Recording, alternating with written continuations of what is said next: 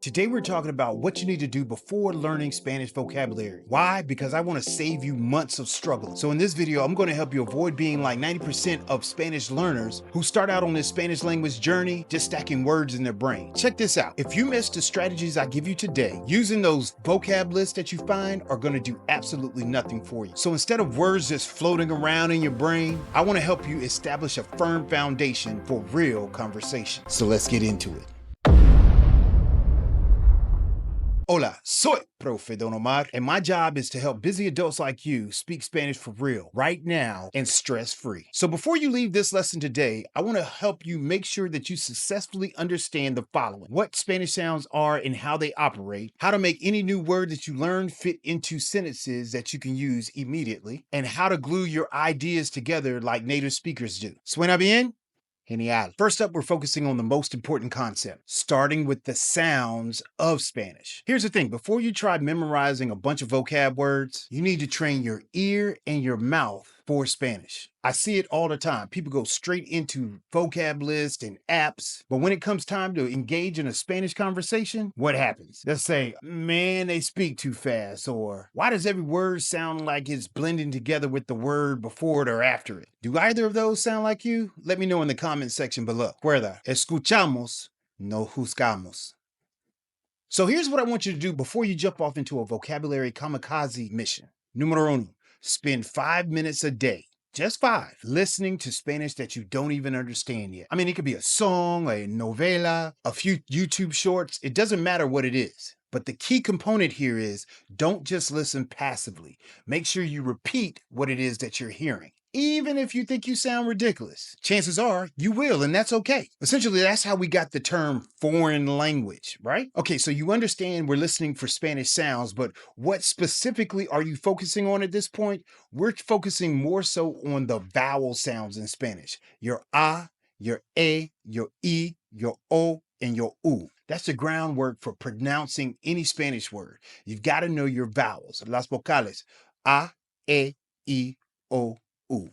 There are a few other letters that you need to know, but that comes, of course, with repetition of the alphabet and understanding the rules, how letters go together. The most important thing that you can focus on at this point is your vowels. I know it might feel weird, but trust me, you're building muscle memory for your mind and your tongue, as well as training your ear to pick up the rhythm for Spanish. Por ejemplo, let's take the word ferrocarril. Ferrocarril. Now, try saying that 5 times fast. Pretty difficult. But as you continue to do it over and over again, you start to develop what it is that you're hearing. And what does that mean? It means you're working those muscles to train them to get used to being able to pronounce Spanish words. Not easy, right? Good. That means you're working the correct muscles to get you to the point where now you are going to be able to pronounce Spanish words correctly and effectively. And then you can start putting those 1,000 high frequency words in Spanish into action. If you find those Spanish sounds kind of tricky on your own, this is exactly the type of thing that we cover in the very first week of my Speak Spanish Now on Demand program. I give you step-by-step support as you go through each of the lessons to help you tune your ear and master the basics. However, if you continue to work on your own, just 5 minutes a day is going to make a huge difference. Next up, let's talk about sentences. Knowing single words like comer, casa, and grande is cool, but knowing single words is not how people speak, in any language for that matter. What you want to do is master a handful of core sentences that fit almost any situation. Things like quiero or donde está, and then you can swap in any new word that you learn to go along with those. And then suddenly all your vocab isn't just floating around in your head, it's actually being utilized correctly. So let's give it a try right now. Imagine you just learned the word restaurante. Now, I want you to try this sentence right here. Quiero ir a un restaurante. That's just one sentence, but you can use that structure to create more sentences with any new word that you learn. So essentially, I want you to practice these sentence structures every day. And here's the secret. Don't just memorize words. Make them part of real talk that you can use in day-to-day conversations. So choose the words that you learn wisely. These core sentences aren't just random. I use the same format with all of my students in Speak Spanish Now on Demand, because essentially what they do is prepare you to speak real Spanish in daily life. If you want to find out more about the beginner course, just click the link in the description below. But nevertheless, I want you to start practicing trying out some of these sentence structures on your own today. And then you can see how much smoother your Spanish sounds. So as we begin to land the plane, let's talk about what really makes your speech sound fluid and natural. I like to call it conversation glue. En español decimos las muletillas. En inglés, we call them like connector words. Por ejemplo, tenemos palabras como pues, entonces, a ver. Native speakers use them to buy time, to connect ideas, and to make sentences flow. I mean, we use them all the time in English. Words like well, so, let me see. They're the same thing, muletillas. So the next time you're watching un programa, un serie, o las noticias, escucha bien estas palabras. So let's check out a quick example of what a sentence looks like without this conversation glue. Por ejemplo, no sé, él salió temprano. Sounds choppy, right? But with glue, it becomes, pues no estoy seguro, pero creo que se fue temprano. It's the same idea, but the latter sounds like real conversation. Now, before we continue, I want to make sure I make something extremely clear. If you're just starting out, it's perfectly okay to sound like the first example. But leveling up your Spanish is the business that I'm in. So I want to challenge you to try practicing this. Retell something simple like what you just did or what you did yesterday. But the key here is to start every sentence with pues, or entonces, or a ver,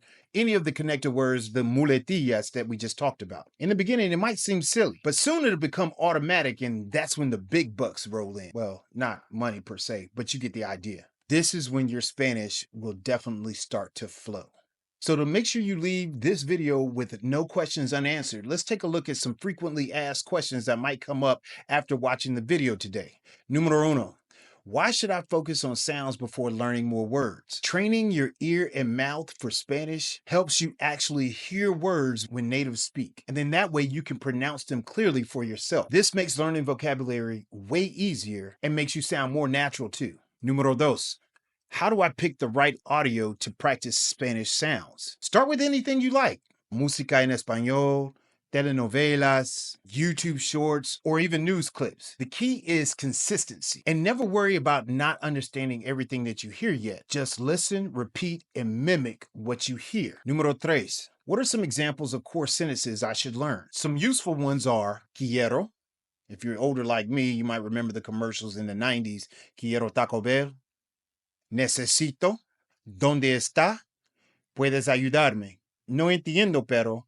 You can use these with almost any word that you learn. Número cuatro. How can I remember to practice these foundations every day? I want you to incorporate them into your daily routine that you already have. So take a break from just scrolling social media and use this time while you're in the bathroom, in the shower, in the closet, getting dressed, at the gym, on a walk, cooking, on your commute to work. This is prime time for you to practice out loud what you're hearing, as well as the sentence starters that you've learned and that you're putting into practice. I promise you it's extremely easy to blend these in with what you already have going on. Even if it's just 5 to 15 minutes a day, just simply set a reminder on your phone and get after it. Número cinco. Are conversation glue words really that important? Short answer is yes. Little words like entonces, a ver, pues, o sea, make your speech sound more like a native speaker's. They help your sentences flow and buy you some thinking time so that you don't freeze up in conversations. Número seis. Can I use these techniques if I'm a total beginner? Absolutely. These foundations are perfect for beginners and super useful for anyone coming back to Spanish after taking a break. They help you build confidence and progress faster, even before you start memorizing word list. Número siete. How do I practice conversation glue in real life? Try using them when you talk to yourself in Spanish. Or you can write short diary entries, starting off your phrases with bueno or pues. You can even sneak them into text chats or voice notes to friends. Pregunta número ocho. Where can I find a list of these core sentences or glue words? Make sure you check the description below. I got a free PDF cheat sheet that incorporates everything that we've talked about here today. Pregunta número nueve. What if I already know 1,000 words in Espanol? Should I practice these basics? Absolutely. If you ever feel stuck or awkward when speaking, revisiting these foundations will unlock your ability to actually use those words. To use foundations make everything easier regardless of your level. Y número 10. What's my next step after mastering these 3 foundations? Once you feel confident with sounds, core sentences, and conversation glue, you're ready for the next video, which is my rapid fluency action plan. And that's when vocabulary really becomes powerful for fluency. So let's recap what we talked about here today. Before you ever look at a list of 1,000 words, I want you to work on these. Tune your ear and mouth to Spanish sounds. Get comfortable with core sentences.